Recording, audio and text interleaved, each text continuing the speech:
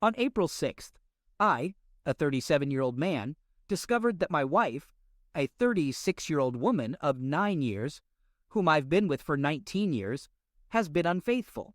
We have 2 young kids, thriving careers, fantastic friends and family, a beautiful home, and overall, an incredible life with hardly anything to gripe about. Here's how I found out. On April 1st, 2020, I stumbled upon some suspicious texts from a coworker while searching my wife's phone for our daughter's piano teacher's number.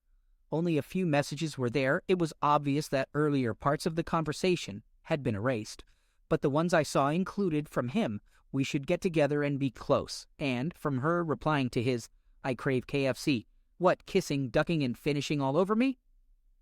These messages threw me for a loop, but I hoped and thought at the time that there was a slim chance it was just playful banter or, at worst, inappropriate texting.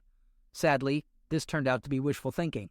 Over the following days, I had a hard time getting access to her phone since I was preoccupied with working full-time and taking care of our kids during lockdown.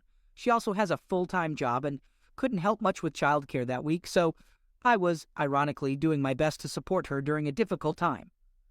I looked up the guy and found his profiles on LinkedIn, which is how I realized he was her coworker, Facebook, Twitter, and Instagram. At that point, I didn't know the full extent of the cheating or the nature of their relationship. On the night of April 5th, after a restless night worrying about the situation, I woke up early, 3 a.m., and grabbed her phone. I combed through all her texts, WhatsApp, Facebook messages, emails, and photos to find more evidence. Most of the text messages had been deleted, but I discovered screenshots and saved photos from months earlier that hinted at the nature of their conversation, inappropriate texting, and one specific time and date when they had met. There was a screenshot of a Google map from a certain location to our house. On its own, this wouldn't have meant anything, but the next photo, timestamped 30 minutes later at 8:30 p.m., showed the inside of a car parked at a recognizable public spot about a 5-minute walk from our home. I checked the time and date of the photo against my diary. It was from July 2019 and knew I was at home. This meant she must have gone out to meet someone. I didn't know for sure at the time if it was the affair partner, but I knew she never told me she was meeting anyone, so I assumed it wasn't innocent. This image served as proof that their relationship wasn't just limited to inappropriate texting, although there was no evidence of any physical closeness, and established a timeline of up to 10 months, meaning I had to look back that far. I also found a photo of a man in a bathtub, modesty preserved, but there was no way to identify who it was. This suggested that pictures were being exchanged, but there was no evidence that she had sent any. At this point, I had trouble piecing together more information until I looked through the affair partner's social media from the past 12 months and realized that he had been on work trips at the same time and place as my wife, twice, in a major U.S. city, in June 2019 and February 2020. This obviously raised red flags, but I still lacked concrete evidence. That was all I had. While everything pointed to a full-blown affair, I didn't have solid proof and couldn't figure out where else to look. However, I couldn't hide my anger and distress from her any longer, so on April 6th, I confronted her. The unveiling. I started asking her about the other guy she was texting with and deleted previous conversations without going into detail. I did this to ease into the conversation and prevent her from getting defensive right away. After discussing that topic, I straight up asked her, "Who's this John?" Her reaction was immediate and gave me a vibe that she wasn't too thrilled about it. At first, she tried to play it cool and said it was just harmless texts, but eventually admitted that it wasn't appropriate and was just playful banter. I decided to ask her about what went down in U.S. City in June, but she quickly shut me down and denied anything had gone on. I didn't have any solid proof, but I tried to hint that I knew something was up. It took a while, but she eventually started to spill the beans, starting with little tidbits of info like, "We were just hanging out at the bar," and "We were by ourselves." She kept insisting that nothing had happened, but I wasn't quite convinced. We were at a standstill, so I suggested that he come over to our place, it's nearby, to talk. But she quickly shot down the idea and said he couldn't come over. I called her out and said that I knew something was up and it would be best if she just came clean. However, we kept going in circles for a bit until I mentioned the photos I had seen of the map and car. This seemed to get her to open up a bit more, and she said they only talked about what went down in U.S. City, even though she still maintained that nothing had happened. But to me, it just didn't add up. I circled back and started questioning her again about what went down in the U.S. City, even though I already knew. I wanted to hear it straight from her, and eventually she started giving me more details. Her: okay, we kissed at the elevator. Me: that doesn't add up. What happened after that? Her: nothing. Me: you went to one of your rooms, right? Yeah, we went to my room. I already know that. What happened then? Her: nothing. We just talked. Me: that's not making sense. You already kissed, so there must have been more. You need to tell me the truth. Her: fine, we kissed again. Me: and then? Her: nothing happened, I swear. Me: I'm having a hard time believing that. You had a chance to do something, and I know it. So what really happened? Her: nothing, I swear. I know you had love. Her: no, we didn't. Me: okay, then what did you do? Her: we just touched each other, but kept our clothes on. Me: that doesn't make sense. Her: I swear, that's all that happened. Me: you're not being honest with me. I already know more than what you're telling me. Her: okay, fine. We had closeness in the hotel during our second visit to the U.S. in February. Me: I knew it. How many times did you have love with him? Her: 4 times. Me: where did you do that? Her: twice in his car, once in his house during lunch break, and once when we were away on work in the U.S. City. Current situation: I don't trust my wife every time she picks up her phone. I assume she's talking to another man.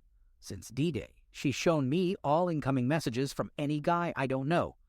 I know this because I still snoop whenever I have the opportunity. I'm not proud of constantly checking her phone, and I don't even know what I'm searching for, but my confidence is shattered. When she leaves the house, I worry she's going to meet someone, even though I know that's not the case. For example, she's visiting her parents. However, things are gradually improving. As time passes, the emotions become more manageable, and she can show me how much I mean to her and how valuable our relationship is. We've both read numerous articles about infidelity and listened to many podcasts to find explanations, understanding, and a way forward. We agree that we're not trying to repair our previous relationship that's permanently damaged or even destroyed, which is truly heartbreaking.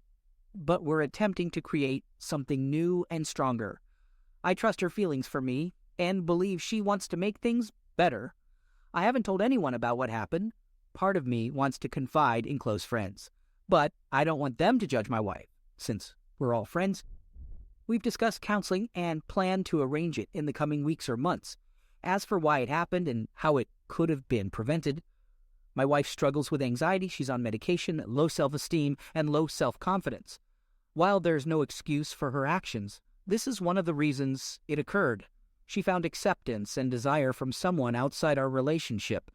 In her eyes, it was someone who wouldn't judge her. And even if he did, she didn't care about his opinion. The guy is physically nothing like me. I work hard to stay fit and am tall, slim, and athletic, while he is short and overweight. If there's one lesson I've learned from this situation, it's that appearances don't necessarily matter when it comes to infidelity, nor does logic. Our relationship had its share of problems, nothing we thought was too severe, but mainly centered around not spending enough quality time together. We've always been swamped with work, raising our kids, and I have a great group of friends that I hang out with, play golf, and chat with on a WhatsApp group. In hindsight, maybe too much. I wish I had been more aware of the risks of infidelity and the fact that it's quite common. I never imagined it would happen to us, and I certainly never thought my wife would have love with someone else. I wish I had known the following: preventing infidelity. The responsibility not to cheat lies with each person. There's no excuse for cheating. If there's an issue in a relationship, it should be brought up, discussed, and solutions for improvement should be identified. Question and request for advice. I'm doing my best to cope with this situation and believe we'll make it through. I don't think I'll ever be completely okay, but I'm glad I didn't make any rash decisions, like telling friends, walking out, or seeking revenge through cheating. Although I do consider all 3 options to varying degrees depending on my mood. One aspect I haven't addressed is the affair partner and his spouse. I'm contemplating whether I should inform her. If the roles were reversed, I would have wanted her to reach out and tell me. They have 2 young children, and I don't want to do anything that might impact them, but I'm bothered by the fact that he's getting away with this without any consequences, and his unsuspecting partner remains in the dark, as far as I know. So my question is, should I tell the AP's spouse? And if so, how should I go about it? I know where they live, so I could just drive over one day. A breaking point. I was able to get in touch with the AP's spouse through Facebook today. I couldn't find her before since my account was deactivated, and she didn't appear in Google searches. I sent her a message on Facebook Messenger, and we've been texting on WhatsApp this afternoon. She's aware of almost all the details I know, but she said she had something urgent to tell me. My heart sank as I wondered what could possibly be so important. We had planned to meet at the cafe at 3 p.m. I arrived a few minutes early and found a quiet corner to sit in. She arrived shortly after, and we exchanged pleasantries before ordering our drinks. As we sat down, she took a deep breath and told me that she had something urgent to share. I could tell by the serious look on her face that whatever she had to say was important. Little did I know that what she was about to reveal would completely change my life. I couldn't believe what I was hearing when she told me that she found a conversation in her husband's phone confirming that my wife was pregnant by him. My heart was pounding, and I felt like I was in a daze. I had suspected that my wife might be cheating on me, but I never thought it would lead to something like this. As the news sank in, my anger began to grow. How could my wife do this to me? And how could the other man be so careless as to impregnate her? My mind was racing with questions and accusations, and I couldn't seem to get a grip on my emotions. I knew that I needed to confront my wife about this, but I didn't know how to approach the subject. I was afraid that I would lose my temper and say something that I would regret later. And at the same time, I didn't want to be too passive or let her off the hook too easily. Then she broke another shocking news. She told me how they had come up with a plan to tell me that the baby was mine because she didn't want to make a termination. That's why ended their affair. What the heck is going on? She is crazy. I will never raise an affair child in my life. I didn't want anything to do with it, or with her for that matter. The thought of being with her after all that she had done made me sick. So I decided to take action. I made a mental note to consult a lawyer and secretly plan my exit strategy, leaving that two-timing hoe with nothing. She deserved every bit of pain and suffering that would come her way. But for now, I would bide my time and pretend like nothing was wrong. I would wait for the perfect moment to make my move and give her the boot. And when I did, she would have nothing left but the memory of what she had lost, and what a fool she had been to throw it all away. I found the perfect attorney. He was ruthless and would make sure that my soon-to-be ex-wife didn't get a penny more than what she deserved. I met with him in secret and went over the details of the divorce. As we were talking, I realized that I wasn't even sad about the end of our marriage. In fact, I felt relieved. I could finally start over and leave this mess behind me. I made a vow to myself that I would never let anyone hurt me like this again. Over the next few weeks, I gathered evidence of her infidelity and her plan to deceive me. I made copies of every incriminating text message and recorded every phone call, just in case I needed it in court.